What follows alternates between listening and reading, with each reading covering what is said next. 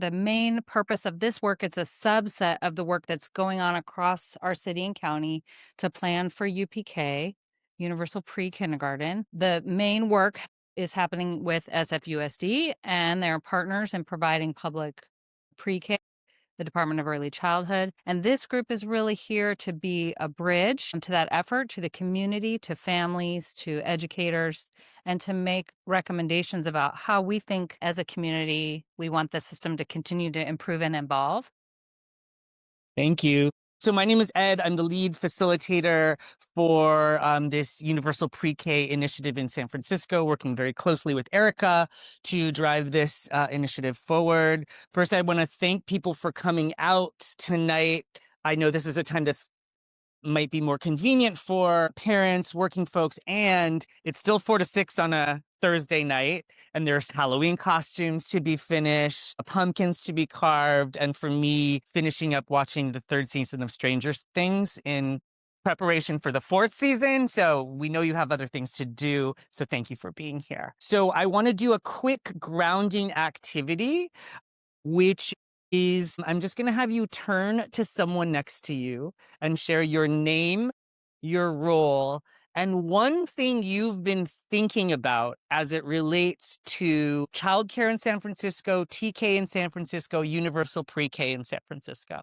So for example, my name is Ed. I'm the facilitator of this process. And one thing I've been thinking about is quality out of school time experiences, after school, before school, weekends, summers. What is that all, holidays? What does that look like for families? I don't have answers. I've just been thinking about that. So share with a partner. Take a little over a minute. Go. Take another 20 seconds.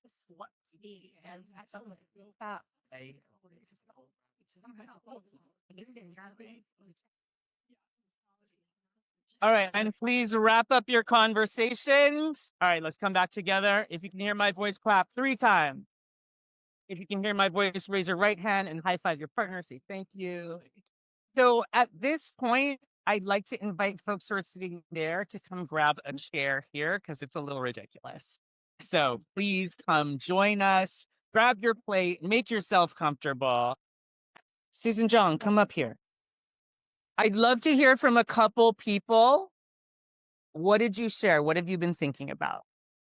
So for me, I have been thinking about the half-day transportation, how that works, what forms to fill out, and then to transfer from the school to a family childcare or to a auntie's house. That's what I'm thinking. That I don't have an answer. If somebody can shine the lights, that would be amazing.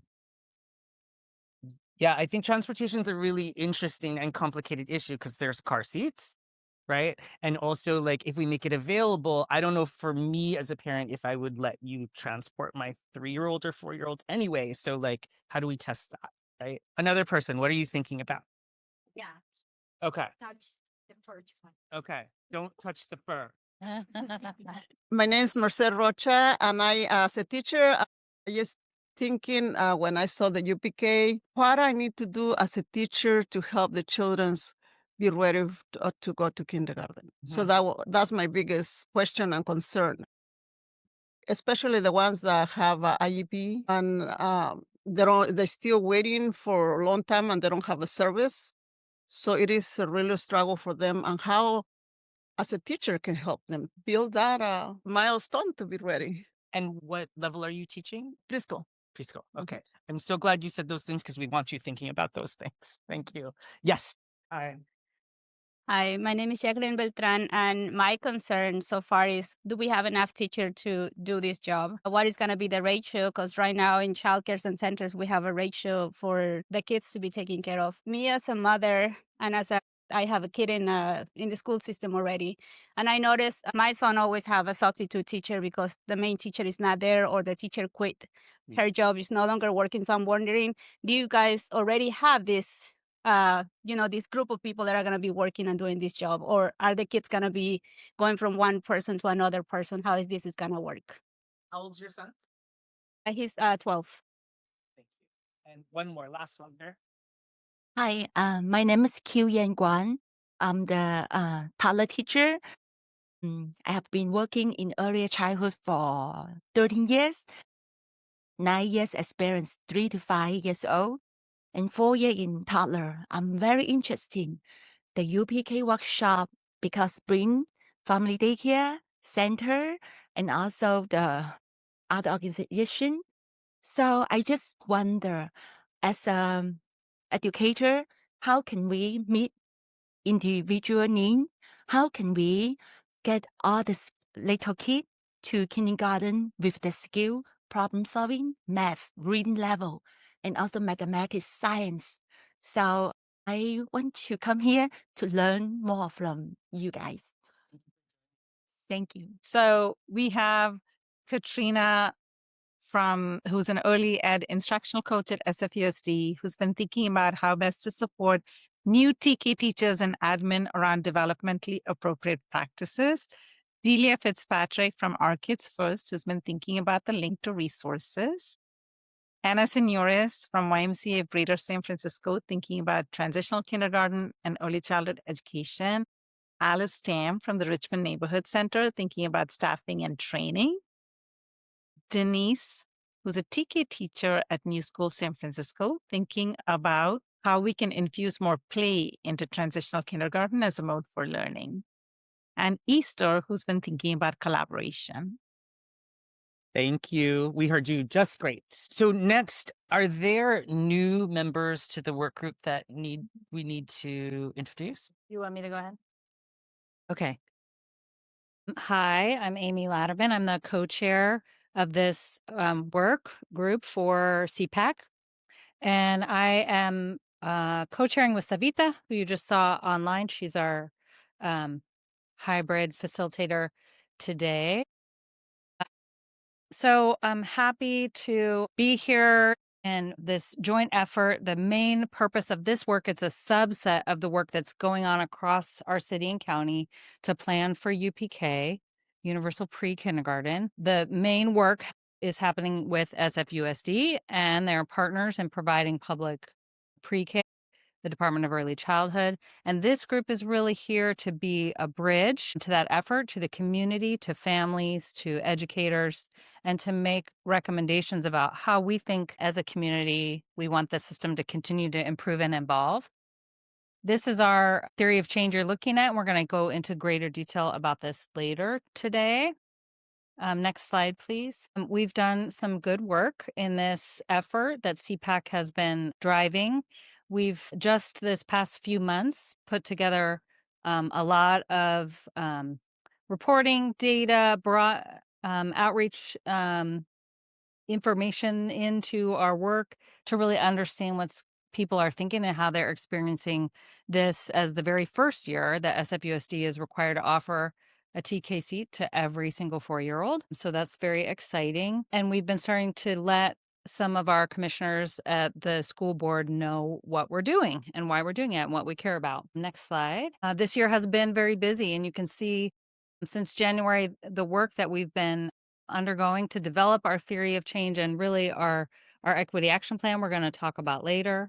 And that involves a lot of communicating with you all and building the connections and really making sure that we have the right representation. But we're having this meeting this month. We're also starting to get ready for the every 5 years needs assessment, where we look at educational and childcare needs across our county and look into what are our gaps still? Where are we still missing the mark and serving children well? And we also are continuing to do a lot of community input sessions. And I want to welcome all our new members to the working group. This has been a big effort, and many of you are here with us in person and some online. Thank you for joining this working group. And as a reminder, the California Department of Education has categories that we're required to fill for representation on the working group. And so that's how we're deciding how we seat these members. They all are filling a specific required category by that legislation. And this working group is committed to remaining transparent and welcoming to the whole public. So we will continue to do all of our work in meetings where everybody can attend, not just our formal working group seated members that we have to have. But we're excited to have you all. Thank you for committing to this. And we have our next working group meeting where you all will be welcome to join us on January 29th. So please put that on your calendar. I think there's one more. And then next steps for working group members. This is you who have a specific seat.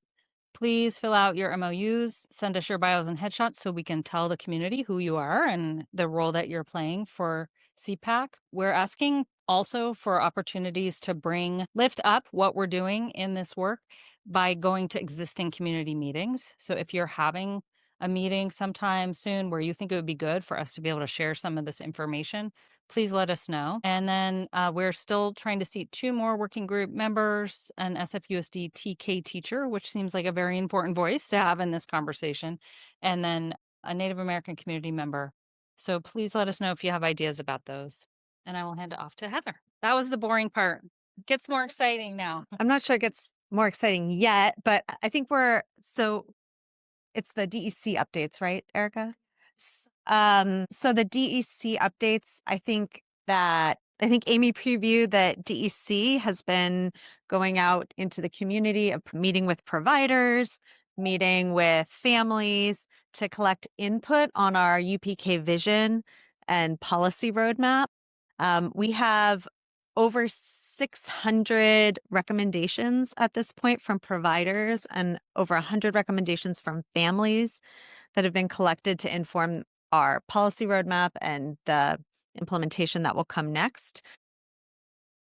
That's a lot, but we want more great ideas. So I'll echo Amy's request. If there are community meetings that you're a part of, I know a number of you have responded to this call and invited us out to meet with your folks. So thank you. But especially hearing from families is a great critical voice to have to inform this work. So please connect us, and soon we'll be able to share out what the next steps are as a result of all this input.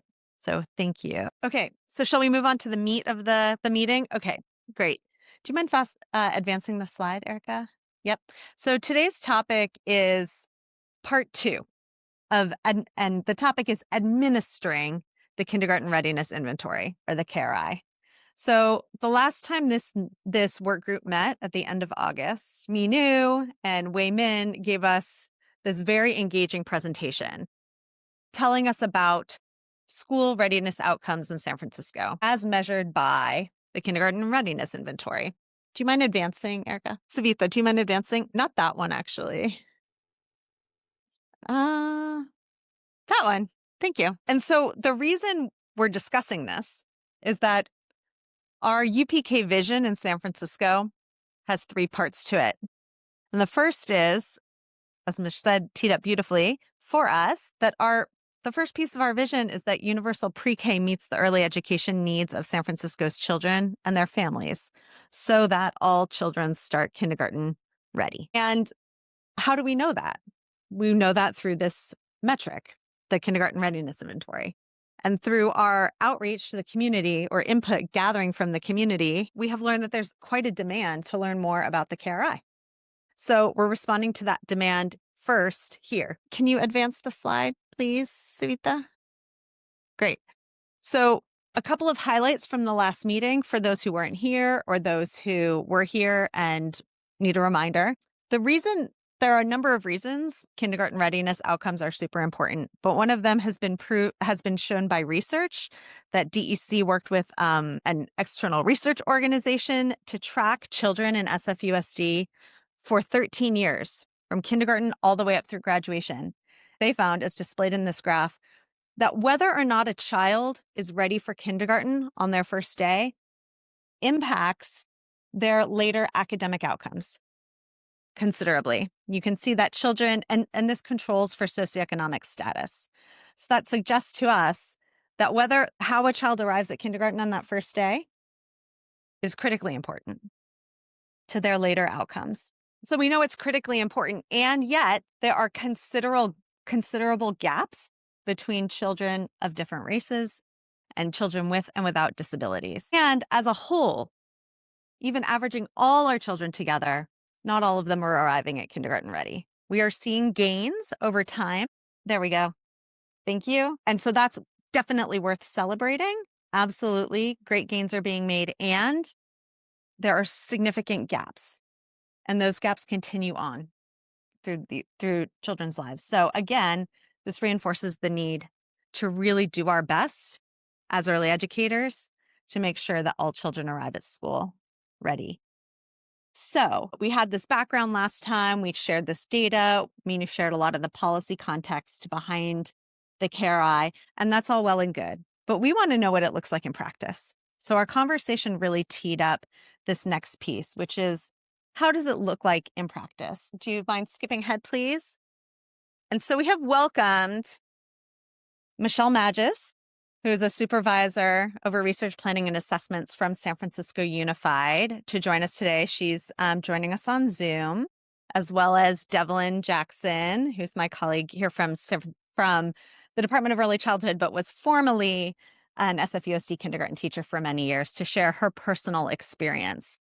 Michelle is going to go over a lot of the details that I think we had last time around what does it look like to administer this assessment? What are you looking for?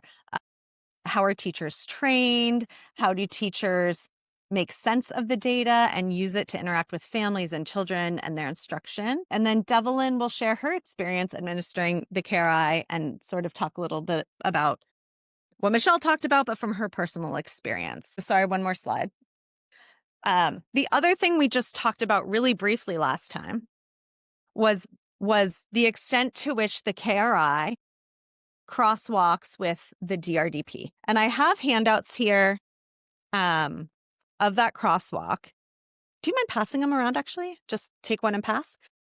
Thank you so much. And this crosswalk, I would keep it in front of you. And as Michelle is sharing, and as Devlin is sharing, I'd like you to think about this question as you're actively listening, but also thinking. How do we as early educators impact the outcomes that we see on the board in relation to how, once they leave you and go to kindergarten, how those kindergartners perform on the KRI? So I think there's just a tool to help you reflect as you're listening. I forgot, but it's the desired result development appropriate profile. Yes, so that is that we use that for infant and toddlers. There is infant and toddlers, and there is a preschool. But right now, I don't know if you're aware that they're launching the DRDPR 2025, which is completely a little different from what this is. But this is the way we rate as a teacher. We do the observations, and then we do the assessments. Follow on the DRDPR, and then to make the right assessment and what level they are.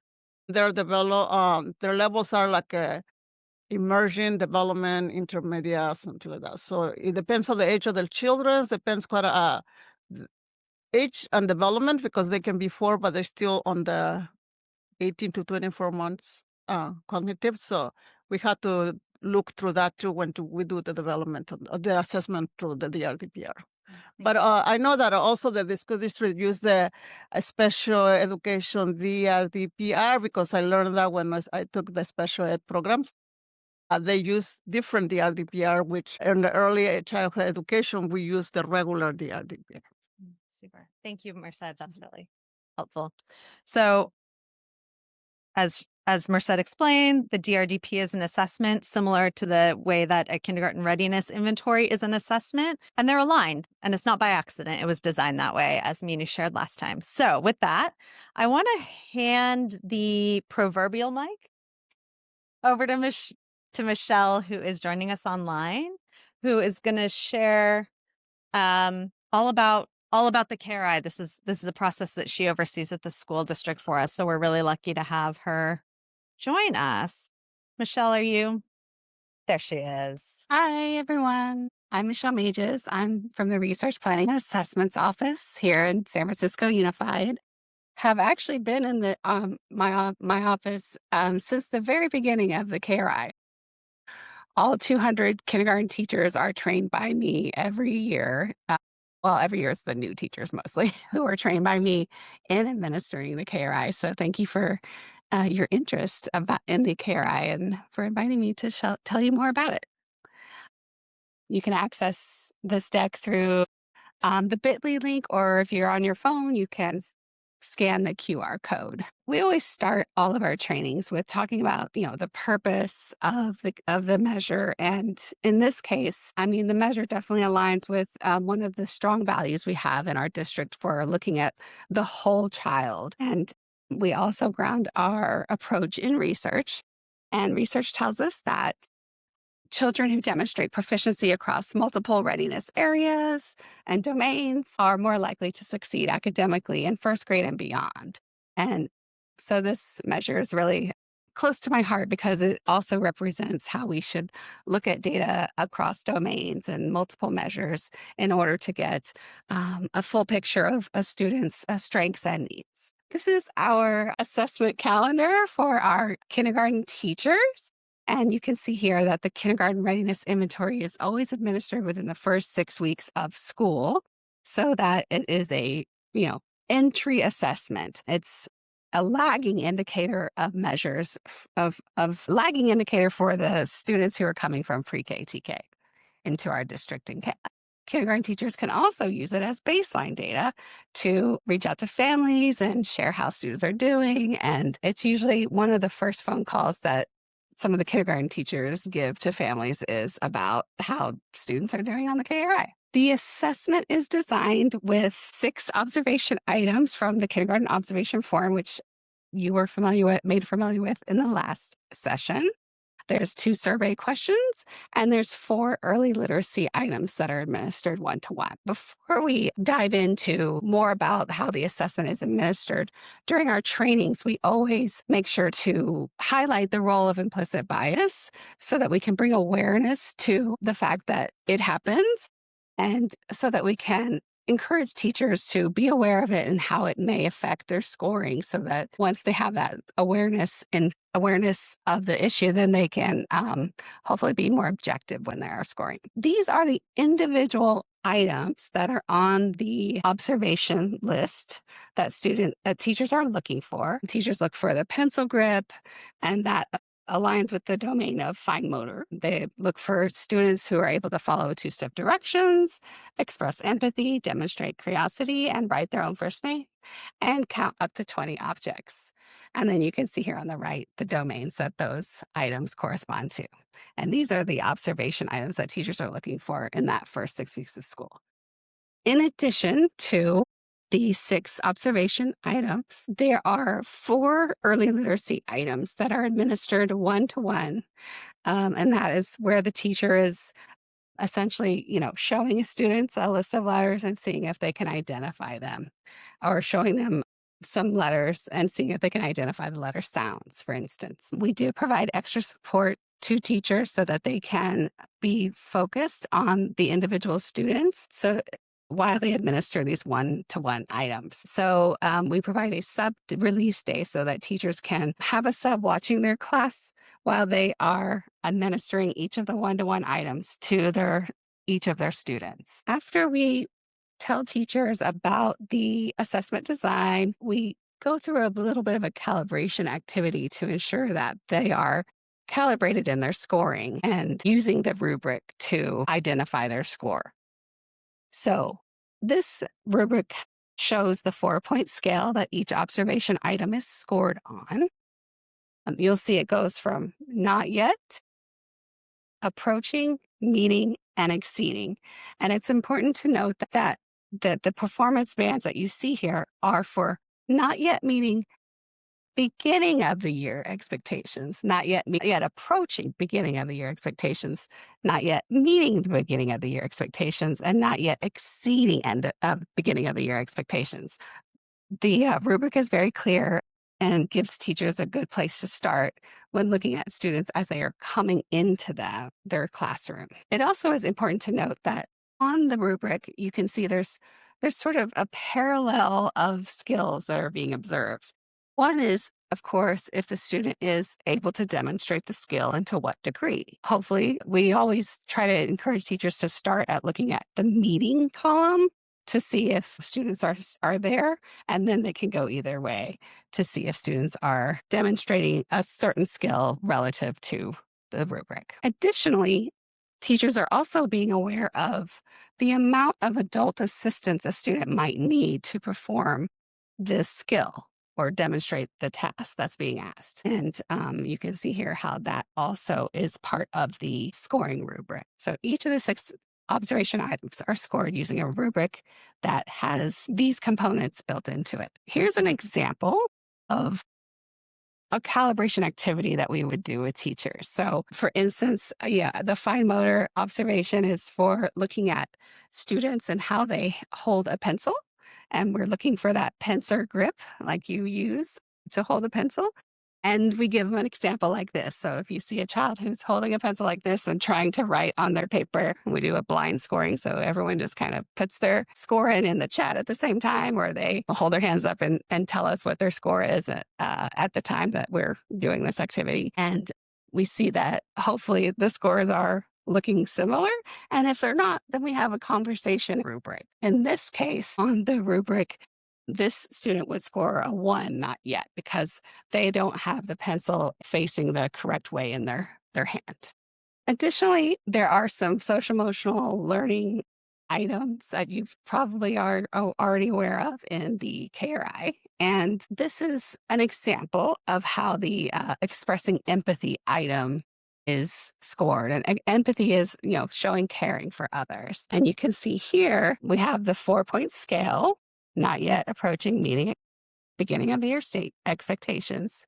And then when asked how a character in a story is feeling, if the child doesn't answer or they offer, completely different response than a feeling, then they might be scoring in that range. But then if they're meeting, they are able to identify an emotion of a character after a single prompt or follow-up question. So not a lot of support needed, and they're able to identify within a story a character's emotions.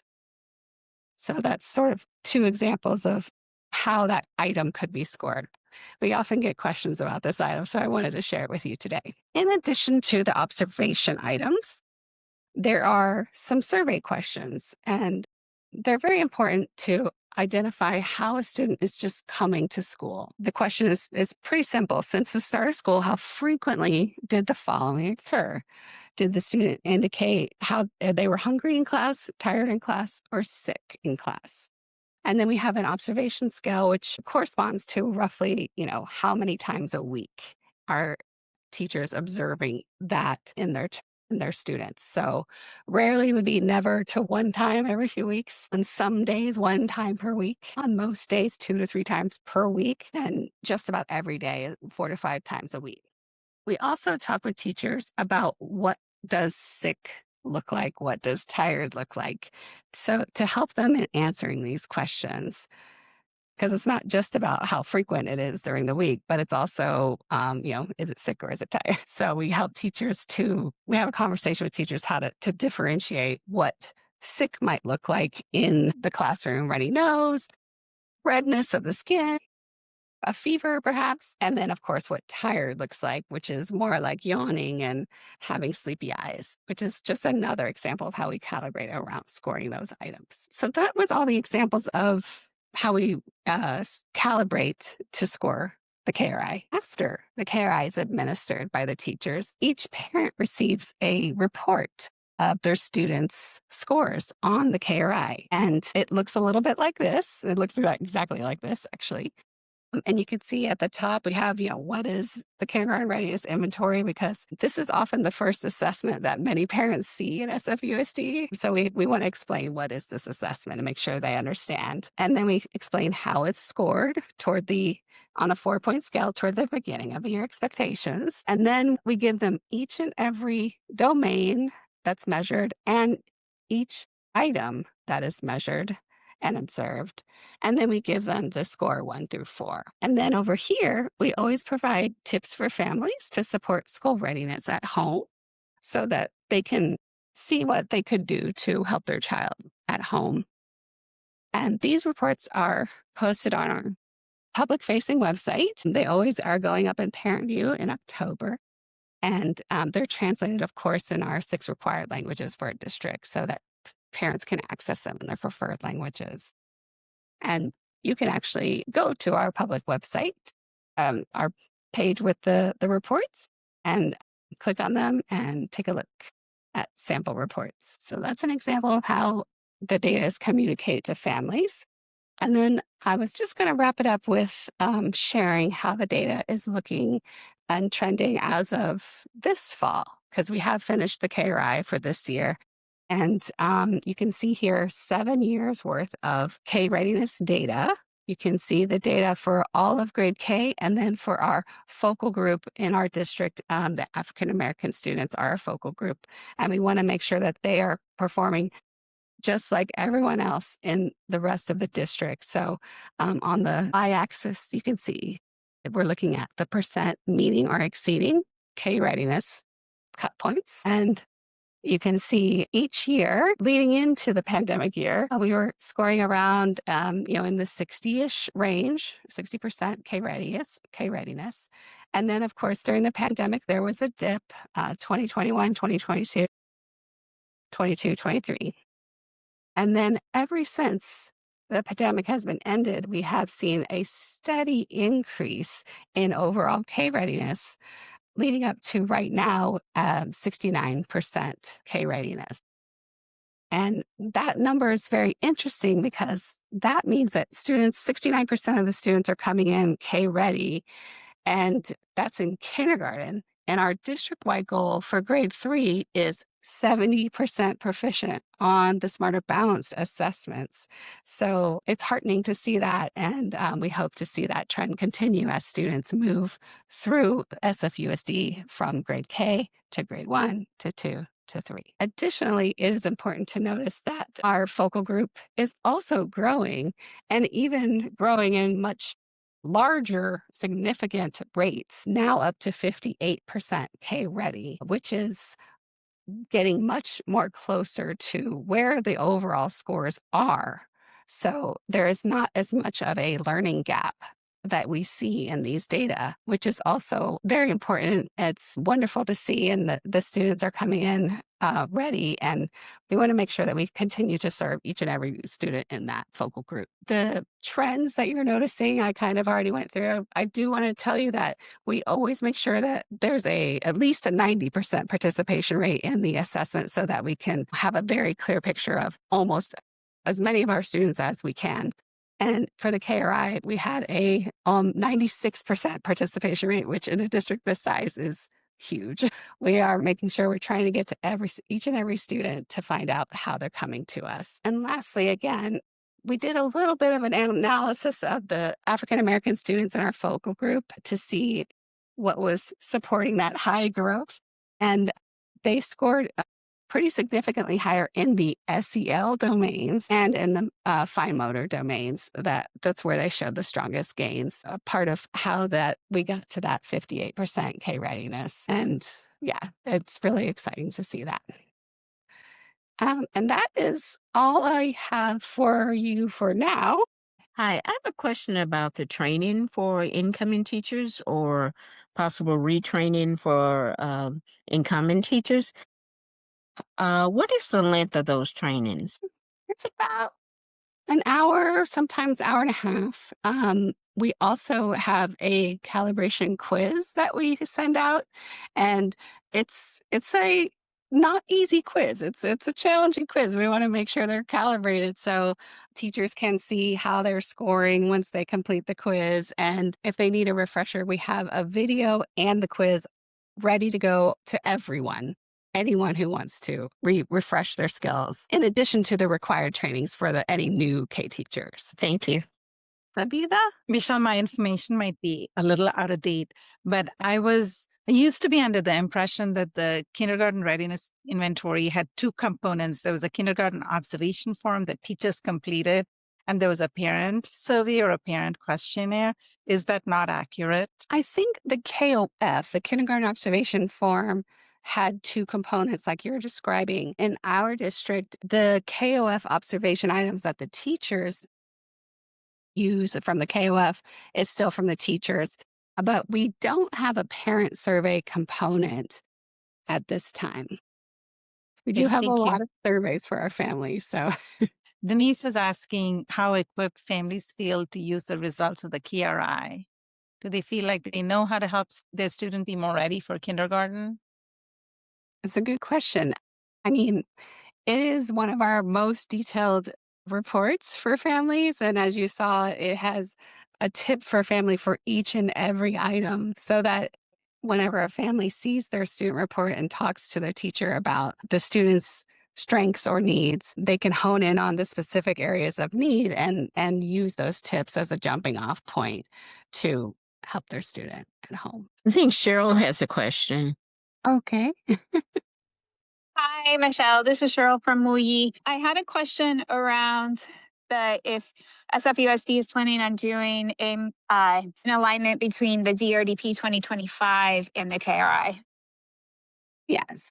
We have been studying the updates to the DRDP 2025 and the preschool learning frameworks that have recently come about. And I mean, interestingly, it's not too different in some of the focused areas that we have on the KRI. But of course, we will update our alignment to match as long as we're still, of course, scoring those most critical skills that students need to be K ready. Thank you. And I know you've told me this before, but could you share just the process that is done to try to remove the bias out of the assessment? Well, it's more of a conversation and a dialogue that we have with the teachers before we begin the calibration activity.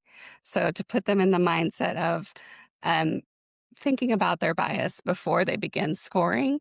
And also we do have a whole activity where we're analyzing the rubric and keeping every score grounded in the rubric in order to mitigate bias as much as possible. And do you ever have like co-assessments or anything to try to do that, like alignment?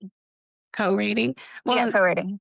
During the training, that's actually kind of what we're doing. We're co-rating items together to see if we're calibrated. And we have some co-rating tools that we provide so that a coach could do it with a teacher or teachers to teachers. Usually the teachers are not necessarily able to co-rate at their site in the moment that they're scoring because they're teaching in different classrooms when they're doing the observations. They're good questions. Sorry, I have one more, Michelle.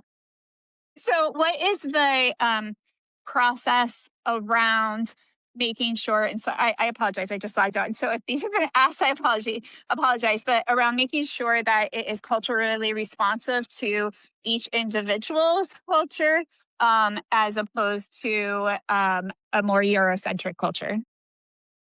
That's a good question. I mean, the items that were selected are from research backed tools and measures. I mean, I'm sure that would be part of designing the items to begin with to ensure that they're not holding a Eurocentric focus. The items themselves are all gleaned from research that are basically the focal areas for ensuring K readiness. And I mean, yeah, it's an interesting idea to do some further analysis and study. And we have a lot of research partners and one of them might be interested in doing that. It'd be I'd like to propose that to them so we could study that, especially when we're moving to the new alignment with the DRDP 2025, which already is addressing that. So I will just read it once and then, hopefully you get the idea. So the SF's Unified School District study proved the readiness predicts success, but because it didn't record the early learning experience, we can't see what creates the readiness. And then Santa Clara, I looked at the 2018 reports that PIF captures the upstream link without connecting ECE participation, readiness, outcome, public investment become invisible, and readiness looks like a child trait instead of community achievement. So the key is it the sole reason of us not using the PR is because we are using the the KOP use the PIF, but then the KRI doesn't have that component. But I don't think it's a good thing for us to prove the DEC investment is doing the work. You know what I mean? I think I know what you mean. And I think you're getting at an important piece of the puzzle, which is what is all the wonderful things that are happening that to these outcome data. And we do have Devlin here to talk about that, and Katrina to tell a little bit more about some of the activities and actions that are taking place to support the outcome data that we're seeing. But you're right. It's having implementation data of what is happening in pre-K TK is so important and incredibly important to identify what supports and what community outreach is resulting in these positive gains. I have a couple of questions. I saw the great news of how kids are ready when they start kindergarten. I believe that we should give credit to the family childcare educators and the centers that we have been doing this work. I don't see that because this is the first year that Unified School District is having the kids this young, right? So I feel that we should get a credit or give the credit to the family childcare educators and centers because we have been working on this for so long with the kids. And then another question is the KRI. Is this assessment, when they do it to the children at school district, is it done in their home language? Because I hear that you guys say it's done 6 weeks from when the kids start. And it brought me back to a comment that we had in a class that it says that most of the kids, that whenever they get an assessment before they start school, they ended up being placed in a lower rate because either they don't speak the language, they don't understand, or they don't feel comfortable with their teachers yet. So I wanted to know if these assessments are done in the kids' language.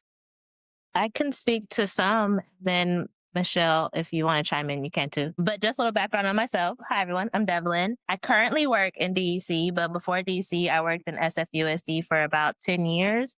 7 of those years as a kindergarten and first grade teacher at George Washington Carver in the Bayview. And before that, I worked in an independent preschool for 3 years with 3s and 4s. So I've had a lot of experience with KRI. I've been to tons of those trainings and conversations with Michelle and her team about what it looked like and what it felt like. And when I first joined SFUSD and learned there was a KRI, I was one of those educators that was apprehensive about it, that felt that it could lead to some implicit bias or lead to not being able to honor children's home languages, or the fact that it was done in the first 6 weeks, when in the first 6 weeks I'm supposed to be getting to know my babies. And so I came to those meetings and had those conversations with not only Michelle and her team, but with my admin team and my lit coach at Carver, and really pushed back on what does this look like? What does this feel like? And the first year was rough for me, just kind of figuring out how to implement it, what it looked like. But I can say throughout the years and throughout really having deeper conversations and the PDs, not just the calibration conversation, but there's year-long PDs, year-long opportunities for educators and SFUSD to dive into the work. And then even if it's not with that assessment team, our home schools have it too. So you partner with your lit coach, you partner with your teaching team. Sorry. Slower. Oh, sorry. Sorry. So to speak a little bit to what you were sharing about if it's done in the children's home language, yes, when we know that is whatever their preferred language is. And then once we know that, we can make plans with the assessment team. We can make plans with if there's someone on site that has been calibrated, has done the work already with us in those meetings, to kind of make sure that they are administering it the right way. They can do it for us. And if we don't have someone on site, making sure we have someone who can come in. There's also I'm forgetting the actual department, but there's a department in SFUSD that you can call when you know that a student has a preferred language, or the family has preferred language, and you can call and make an appointment for them to come to the school and help and support and have those conversation pieces. I think that's a part of the more that we were in meetings and conversation together, the more you learn about those resources as an educator. There's another question that you had too. About I was bringing up about the high rates of the kids' readiness for school. We noticed that there is an increase and this work was done by centers and family childcare educators. So I can share my perspective, but I feel like it was because of spaces like this and because of partnerships that you guys are building and the work that they're doing at SFUSD, the work that you guys have been doing, the work that early educators have been doing, that it's starting to show that it works. And I think to Oscar's point about how do we name that? I don't know if there is an assessment that will explicitly name that, but how do we work with early child care spaces and SFUSD and DC to what does that report look like to say hey, did your kid go to in the early education space before they came here, let's highlight it. Let's share back some of the results. I know from my own experience when it was time to share the report with parents, it was like going through those things, like the pencil grip. Oh, this is why your kiddo maybe got a 1. This is what we can do. Or this is an activity that we do in the classroom to help them with that. Or if there's like, oh, they actually like got a 4 already on empathy. What kind of work are you doing at home? Or were you at a place already that like you guys are working on social emotional skills? This is what our social emotional plan is here. But I wonder what you guys are already doing because they came in already knowing how to care for others and showing empathy or giving them like examples throughout these last 6 weeks that the kiddo is doing that thing and then leaning back into the family and building that partnership of like, and how did you do that? Or if you don't know how to do that, here's some resources so that we can partner together and do that work. So I shared a little bit about my experience and my background in education. But when doing the KR, I kind of speak a little bit about how when I first started having to do the KR and administer the KR, the apprehensions I had about it, but also the ways in which SFUSD partnered with us and also my site. Like I know that at Carver, at the time I was at Carver, it was an amazing space with amazing educators, amazing admin team that really pushed us to like, if you have questions, let's investigate it. Let's figure out, let's see what it looks like. Let's be a team and partner with families, partner with where we know these kiddos. If we know where the kiddos are coming from beforehand, we can go chat with those educators. We can talk to those spaces where they're at and build a community in that space. So it didn't feel like I was just giving them this test and not really knowing anything about them. It quickly turned into, okay, let's do this KRI so we can get this information so I can get a snapshot of how we can build a plan for these kiddos. And so around this time was when we would start getting the KRI results. Tomorrow's Halloween. I knew which families I needed to make sure I chatted with, like, hey, we just got these results. Let's make time to sit and chat because everyone comes to the Halloween parade. And like really using it as like not just thinking about what it could be and like maybe some of the apprehensions I have about like testing and assessment in general and thinking about how we can leverage it to support and partner with families. Really using that, I forget the actual name of it, but the student, our family report form, really using that as a kickoff of like, this is how we can use this to build a plan that works specifically for your child. There's like a literacy piece in it. And if the kiddos didn't know all their letter names and sounds, I always share with families, we're not expecting them to know it when they walk in the first day. We're not expecting them to know it within the first 6 weeks. This just shows us what letters we can work on. This just shows us what the next step is for your kiddo. And then we can put them in groups and learning groups, other kiddos who are in the same area of learning. And then they feel like when they're walking into school, they're not just doing busy work or it's too hard so they don't engage. It's something that's, oh, Miss Jackson is actually doing something for me. This is my special time to focus on my goals and to see a 4 and 5-year-old transition to being able to say, this is my learning goal. This is what I'm working towards because we had a plan in place as opposed to like, oh, we're all just doing this one thing. I don't know what's happening. It's a shift that happens as an educator, and it's a shift when you see it over time with kids and the ways you engage with families and partner with families are completely different.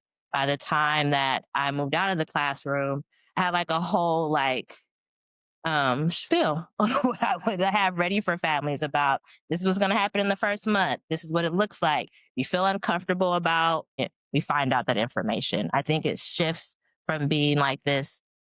As a parent, you don't want to like have a gotcha moment, like your kid doesn't know what they're supposed to know. Or that moment where like, if as an educator, like I know when I sent my kiddos off to kindergarten, I didn't want them to not be prepared or the parent come back and say, we spent all this time with you and they don't know these things. You don't want that feeling. So how do we build a community together where it's like no one feels like it's a gotcha moment? It's like, let's just make sure we're making a plan to make sure that they're ready. And it works in certain spaces in different ways. And I think the cultural relevancy piece is huge, like pulling a kiddo out.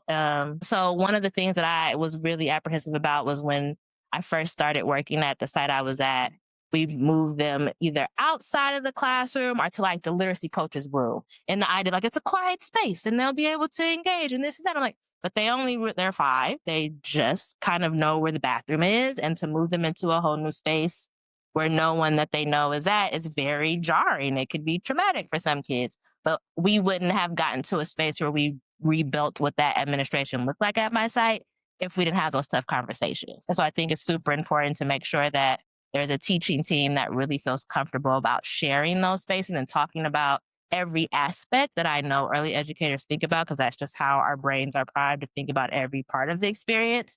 And how do we have more conversations like this with early childhood educators, SFUSD educators in the same room, so that maybe there is a new TK teacher and didn't think about or is thinking about it, but doesn't know how to do it. And they can get ideas from early educators to make sure that it works and it's happening to fidelity. I wondered about making the parents and families feel comfortable. So thank you for addressing that. I think one question is how to make the kids feel comfortable. So I think just like you said, one modification of like taking the child outside the room, like being mindful of those things. But I think Jacqueline's question really sparked it for me of like, it's just the first 6 weeks. I know how relationships are built and what we know about early childhood development. So what ways do you guys approach that or try to address that? I can share my perspective of it.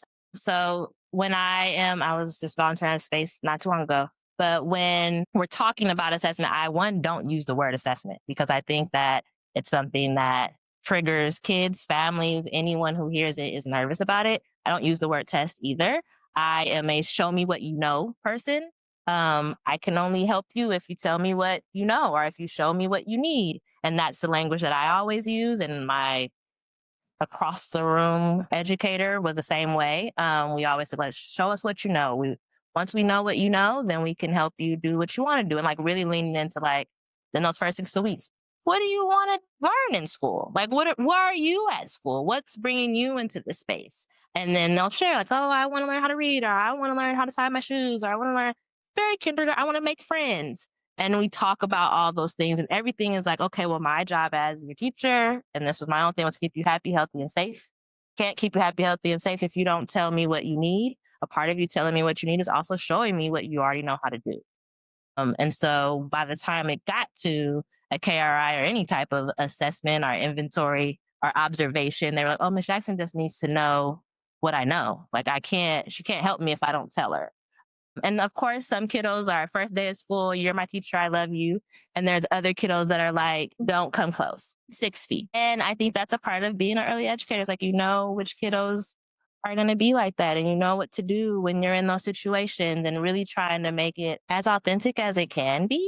And just really getting to their level about it, talking to them about it if they're nervous about it. If they have older siblings, I used to like loop in the siblings sometimes like, hey, gonna take this assessment tomorrow. Can you talk to them about what it's actually like? Do you remember doing it? Well, this is by the time I had families of kids. You remember when you did it with me? Yeah. Okay. Was it terrible? No. Was it hard? No. Okay. Well, can you talk to them about it? Or like talking to the families ahead of time and seeing if they've done assessments before in other spaces. And just trying to get everyone on board so the kiddo knows that we're all on the same page and I'm not trying to just embarrass them or make them feel uncomfortable. Yeah. I don't know if that answers your question. No, it definitely does. I have one other, but I'll let somebody else ask theirs first. Thank you. Hi.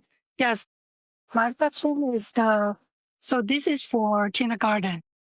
When they go into kindergarten, we assess the readiness. So for TK is another set, right? They don't do KRI, no.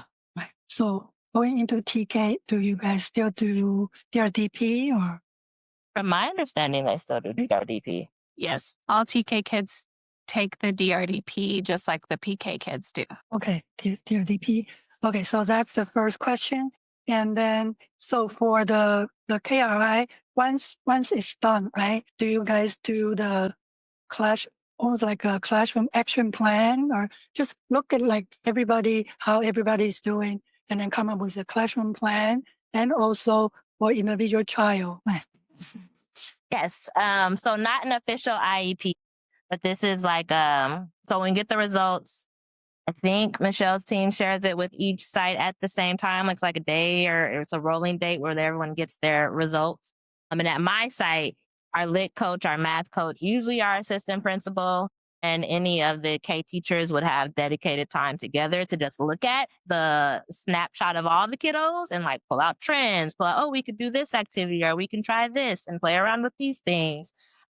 And then we also would have time, and every kindergarten educator has access on the online portal to see the results. So you can pull it out and kind of look like this kiddo did this, or this is what the trend of your classroom looks like. And these kiddos, you're able to kind of group them and like map like how many folks did well on the literacy piece, or how many folks are approaching the pencil grip. And then you can start building groups out that way, but you can also look individual wise and see what each kiddo is doing. And then that's how I kind of use it to start my own lesson plan, start my groups. I would have like this thing where I would start from that. I would base like my literacy groups or my math groups, or what we want to focus on with social emotional. I'd partner with our school counselor and our social worker about like what the plan was and how we're going to, if kids need play groups, or if we're just going to do something in the classroom. I really use that as a starting point to start chatting with the rest of our site. But then also, if we all notice there was something else, how could we loop in district resources to kind of support not just one kiddo, but maybe multiple? If we're noticing a lot of kids may need speech, if we have speech pathologists, maybe making sure she spends extra time in the classroom to kind of see for herself. And that's kind of where it kind of jumps off at. And just to add on to that, we provide the KRI results to all the principals. They get the school summary. The teachers get the classroom. The teachers are also, and the parents, of course, get their student reports. And then the teachers are also provided analysis tools to do just what Devlin was describing, identify students for small group instruction, identify areas that might need whole group instruction if it's a pattern of need across all the schools or most of the schools, most of the students in the class. And then, of course, the tool also helps to identify focal students so that some individualized, customized instruction could be designed based on the results. So my question is about the DRDP and TK now getting more established. Is that shared with the K teacher at the outset of the year? Yes. So the data that we have from TK, from our district, is shared through our data and analysis and assessment systems, and by domain, summarized by domain, so that they can see the incoming data. And then they also have a report with multiple measures. Any of the assessment data that we have on the student is shared. Can I piggyback on that? The Because speed. what about those that don't attend TK? So I don't know if you're going to ask that. That was actually my question, was how could we be resource sharing and sharing the information from DRDPs and preschools to kindergarten? So I didn't even jump back. Yeah, that's the exact line of thought. Excellent question. I ask it every year. I'm like, I feel that I can see the students' data going into the teacher's classroom, and it's 4, 5, 6 kids. Sometimes they're lucky to get half, and I'm like, what about the rest of the kids? So yeah, I mean, that seems to be the big question is how would the data sharing work, and how to create those structures and streamline it in a way that would be functional. That was one thing that every kindergarten teacher I know always says, like, it would be so nice if we had this information. So I think the work that you guys are doing is important, and there is a need. There's a want. Like, I know that multiple kindergarten teachers would love to have that. I mean, that seems like exactly the systems type of issue that we should figure out. Yeah. Go ahead. Did you have your hand up? I did. I was also just definitely saying yes. My question is, because a lot of other assessments Come to a mic. Go. Hi, everyone. Hi, Michelle. Right. And so that's a new mandate. So how does that, as well as, for our kindergartners with the KRI, like the universal screening and the KRI and the STAR testing, how does all this work together holistically to tell the whole picture of the kiddo? And how are we doing anything? I mean, I know it, like, as a parent, getting like 10 different reports was kind of over, and then the report card, and then what are we doing to make it digestible for families, first of all, but also secondly, to really inform our overall practices? Well, first of all, each of the assessments is administered with their own purpose, and that's a focus of the communications that are shared with families to make sure that they understand what each assessment is for. And then the KRI is administered early in the year, and then the screener and the STAR assessments are later in the year, so that they're administered after the student has had some time to have some language and literacy learning happening. And I didn't catch if there was any more. What was the rest of the question? I just want to share we do at Head Start. So before the children leaving Head Start, we would have teachers, classroom teachers, just summarize for each developmental area about the child. What are the strengths that the kids good at, and what are some areas that need support. Those kind of things, right? And then we provide this to the parent. And then because there's still no agreement or MOU with the school district about that yet, the parent or we encourage parents to share this with the teachers so that going into kindergarten, teacher has a snapshot or understanding or knowledge about the kids. So that's the first steps that we're doing. Definitely there are more to do, but transition to kindergarten or TK is really important and Head Start. So that's one thing that we have been doing. So it depends on the parent. Yeah.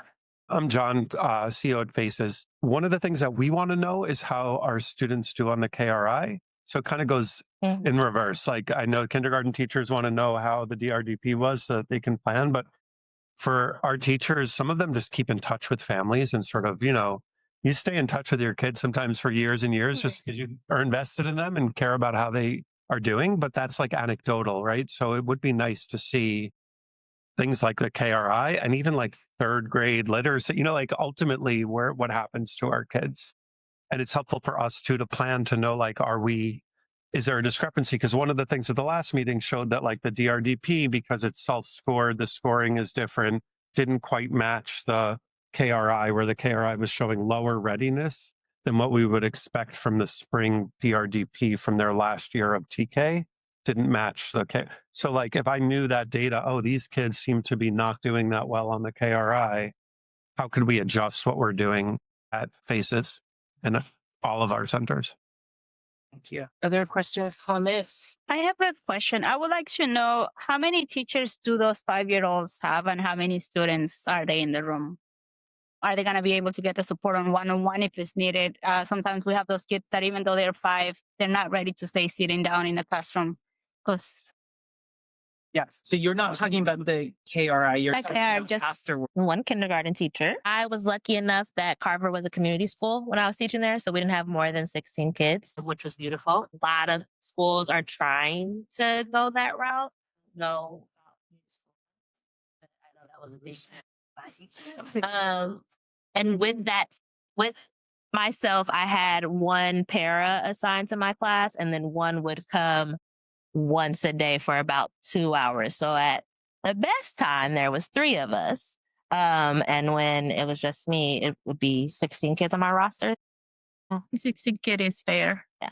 I loved it. I think my kiddos loved it and their families did too.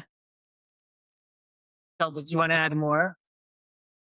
Yeah, I mean, the classes, can vary in size, but they're somewhere around 20 in total. And every school has their different ways of making support work. So, but, I'm not necessarily an expert in class sizes and things like that. I'm more expert in the assessment. So I will also share, sorry, one second. In the first 6 weeks, there is a direct push in from district support, from site support. So like any given time within those first 6 weeks, you could have 4 to 5 people in your classroom just because they know that kinders need a little extra love and more eyes, the better. So sometimes we have whoever was going to be with the kiddo. So we had a lot of our special staff come in, like the art teacher or the garden teacher, the noon monitor, the lunch monitor would just kind of be in. So they also are used to seeing those faces. So when they see them in other places, the librarian, like whenever they were on site, they would just kind of hang out in one of the kinder classes. So the kids would know all the adults in the space. But that was really just the first 6 weeks. And then it kind of went back to. Go ahead. It's kind of like a comment. When I'm reading school readiness, we have the conversation with Sarah, the ECSF team, and then one idea it keep coming back to me when I see the school readiness is right now we seems like talking about how ready are the children for the school. Shouldn't we, if we are child focused, shouldn't we talk about how ready for school for the students. So that's something it keep coming back to me when we talk about school ready. I just, yeah. I want to wrap us up, not because we couldn't talk about this for hours, but because we don't have hours to talk about this tonight. I wanted to give a huge thanks to Michelle for joining us and sharing her expertise. We got the ode to Devlin for putting on her former hat and sharing her. It's just really helpful to just hear people's personal firsthand experience. It's one story, but I'm sure there are many others like it. So thank you very much for sharing and listening. I hope we got more experience, more knowledge. Our kiddos, when they're in our spaces, are ready for kindergarten. So I'll wrap up this conversation. So one thing that struck me in our last conversation, right, is that we had some energy around certain things, right? And when I look at good catch, when I look at this executive summary of the UPK theory of change, a lot of the language in here is broad and sometimes a little dry. And when I look at data and planning, if I look at the yellow one under data and planning, so last column, second row, create shared data systems and define agency roles. That's not something that gets me jumping up and down at home. Right. But when I hear this conversation, I'm like, why are we not sharing data? It's a small city. We know who the players are. We have amazing research systems that do this kind of thing. Like, that does not seem like an incredibly complex problem to solve unless we decide to make it complex, which San Francisco we often do. And so thinking about how we connect these issues, right? Like getting that data shared so that we know how our whole early child system is preparing young people for kindergarten, as well as what John said, like, what is the data on our kids when they go to kindergarten? Are they ready? Because that could inform our practice, right? These are things that we can lean into and should lean into. Right. And so I'm saying that this theory of change, and in the work that we're going to do together, it's about making this real and prioritizing what we want to do and then taking action on it. Okay. So if you can take us to the equity action plan. Thank you. So for those of you who were with us last time, I presented a draft of this equity action plan. And so these are actions across our whole area of change that we feel will impact equity. So kids, especially young people in our specific focal groups. And if you're, for a definition of that focal group, look under goal in green. Right. So it's Black, Latina, Native American, low income, English learners, and kids with disabilities. So we want to see that those young people are having access to quality programs, and then showing up ready for kindergarten. And then obviously that's the start of the journey, right? But in terms of pre-kindergarten, that's how we push our success, right? And then we look at 3 buckets. So the first is the yellow bucket on the left, reducing disparities. The second one is ensuring that priority populations enroll in high quality pre-K. And then the third one is the workforce bucket. So supporting early educators with fair and sustainable careers. So in our last session, we gathered a ton of feedback from y'all if you were in this room or online, and we've incorporated that feedback into this version, right? And so if you suggested things, they have been at least considered in this draft, and we did make a lot of changes to it. Okay. And so, do you guys have this? Oh, there. Okay. So, no, stay there.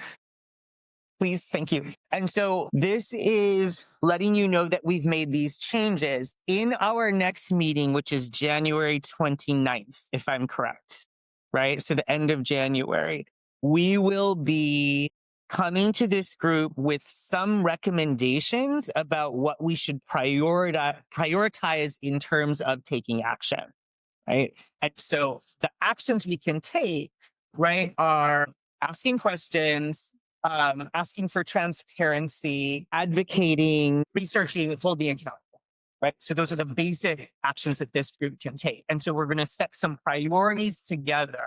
And so I do want to ask that, I mean, it's a long time before January 29th. Take some time, consider this, and think about what are the things that you really want to move ahead, right? So, for example, figuring out how to track data across systems, right? From 0 to kindergarten would be an excellent thing to start to prioritize, right? And I have some bias on that after hearing the discussion we just had, right? Or is it about making sure we could prioritize that families, particularly in the focal populations, really understand the numerous options that they have for preschool and how to get those funded. And so it's like a greater information campaign, figuring that out. And so we're going to be doing those priorities. And so I ask that folks come to that meeting. We'll send this out again, ready for those discussions, because after that, we're going to move into any questions, comments, thoughts, concerns? Susan. In terms of action, what is the timeline you're looking in terms of priority of actions? Because we can prioritize data collection and sharing, say that it's going to take 10 years. Is there a timeline in which we're prioritizing? Yeah. So part of the priorities is creating a work plan, right? Which would then have timelines and priorities. Also, if you're going to take 10 years to do something, I'd probably advocate with this group to speed you up a little bit. But so yeah, because there's an importance and urgency thing that are slightly different, right? So like aligning data systems might be very important, but getting information to families before they might sign up for TK in February. Is that right? When is school district, right? Right. So it might be very urgent, right? And so we'll take a look at that. I just realized that if our meeting is January 29th and families need to know by, yes, but it won't be 10 years. Thanks, Susan. Others? Before we talked about mixed delivery system, we used to talk about wraparound care because preschool is offered by the school district as mostly part-time, half day. And to meet the needs of families, we need to provide full day care. Is that addressed in the mixed delivery system and how? Great question.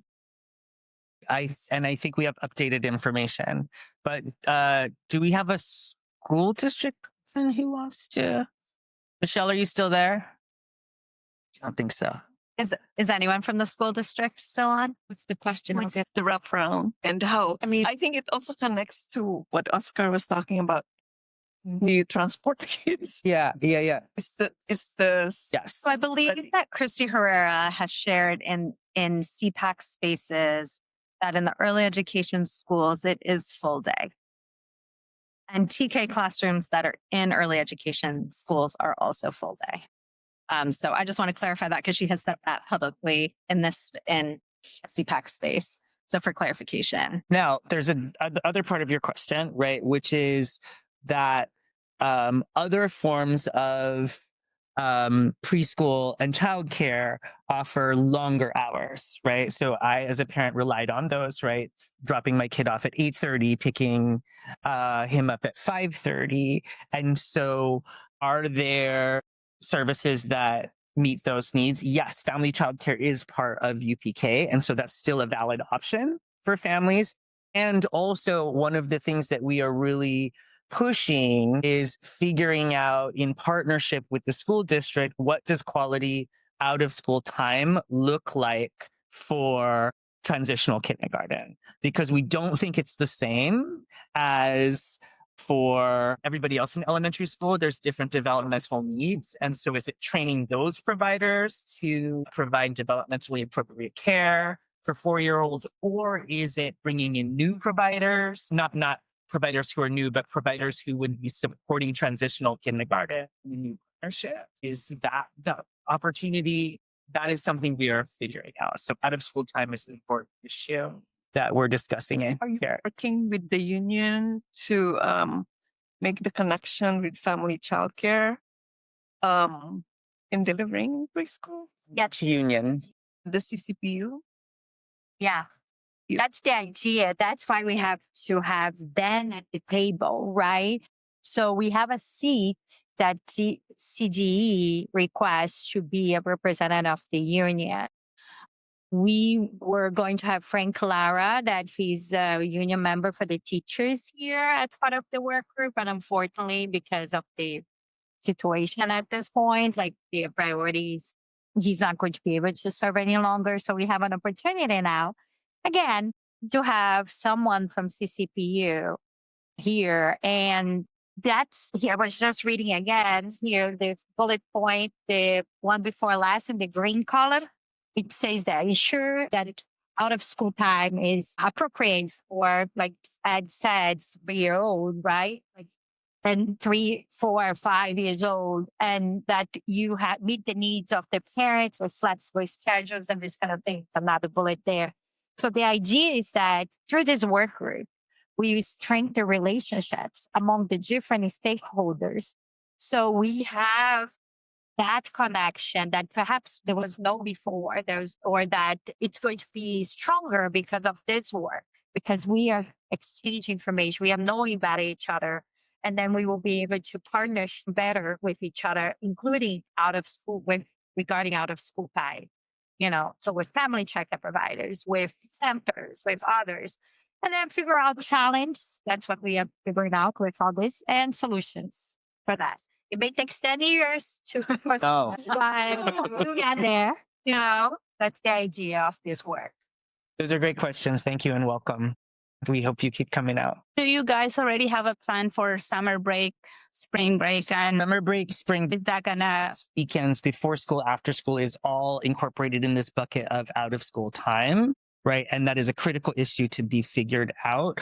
Are some plans in place? Yes. Do they support the needs of all families? No.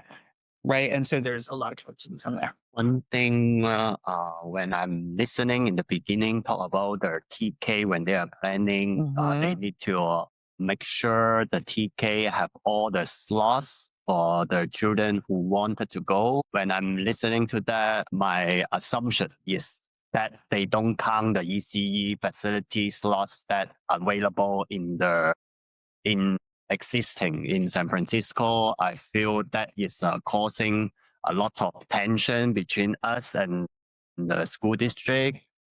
I definitely would be the ally if you need us to come out and talk about it. But then I feel like the school district or the school board people, I'm happy to see some new faces, and that the people who can make decisions, that keep the people need to be accountable in here in this room together. So I just want to throw this out. Okay, so the school district is required to provide a transitional kindergarten slot to any family who wants it, right? So that's the mandate, right?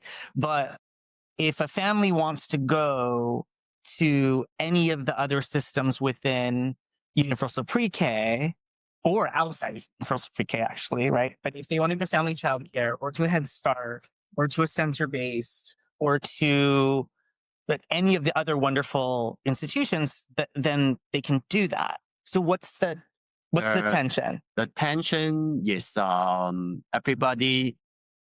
There's only so many children in the San Francisco. I read notes talking about 2004 to 2025. There's 1 million children dropped in California. Everybody is looking at the children because of the facility. We don't want layoff. We don't want closing down sites. That is causing it's trying to fight for the same children. Okay. I see that.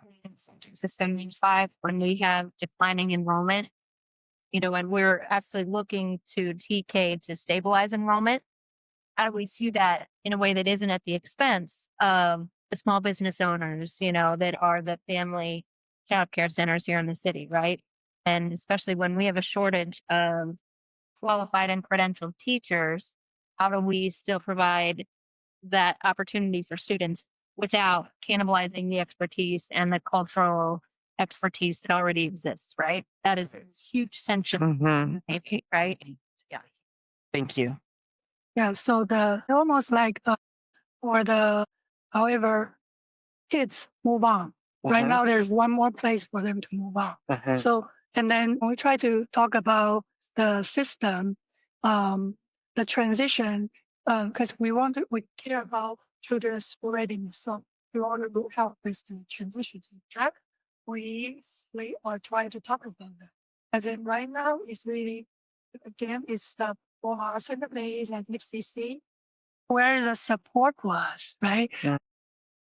And then the staffing, they are also trying to move on to a school district, for example, for their teaching careers. And then, but then there's staff shortage everywhere. So I feel like it's really the system that it's not driving very well. There are parts that's not almost like getting the short end of the stick. And then the other, keep talking about TK and trying to build a TK system. So, I mean, the system part, maybe we should have more conversation about the impact on all of us and not just on the TK, how to build that system, because it's a huge industry that we're talking about. Yeah. And when we are all not doing well, then the community may not be really benefit from it either. That makes a lot of sense. We're wrapping up. What are our next steps? Okay. So we have the equity action plan, like Ed said, just reinforcing the work group members. We'll be prioritizing through a survey. I sent this survey to you. Some of you had some challenge with this system. It's not so easy to answer on the phone, for example. I couldn't bring the printed copy. I talked with Quinn like that I would. If I'm meeting one-on-one with all of you, with some of you, especially the new one. And if you can answer the survey, great. If you have any challenge with that, please let us know. And the idea is that the work group members will be voting on that. And then at the next meeting, hopefully we'll be online. So we don't have this challenge. It will definitely not be hybrid. Next year, 2026, we will be focusing our effort on data collection, partnering with DC that I know you have many assessments going on. I need to be able to connect with who is leading these studies and then really form a task force of the main stakeholders to be able to have a comprehensive overview of the challenges associated with the priorities we identify. And then by the end of next year, we will be able to have a needs assessment, a report with the gap analysis of the system, what we are seeing, so we can have informed decisions about next steps. And see with the input of many stakeholders, if the solution will take 10 years, 5 years, 2 years, or 1 year, because of course we want things to be fast. Sometimes it's really not possible and takes some time. Work group members, please answer the survey and we will be in contact with you. Enjoy your holidays and stay sane among all that's happening, right?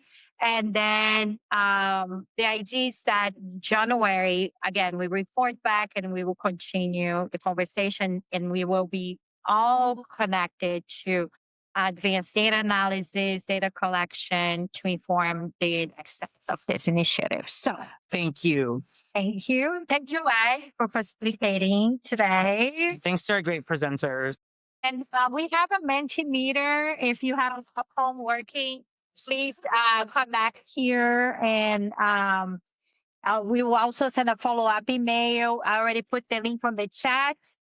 So there is an open comment section. If you have any burden, pressing questions or comments, you can also include that there in that survey. We are closing. Thank you so much. Thank you, everyone. Enjoy the rest of the food. Oh, yes. We have lots of food. Thank everybody who are online. Thanks for the taste of the Thanks, interpreters.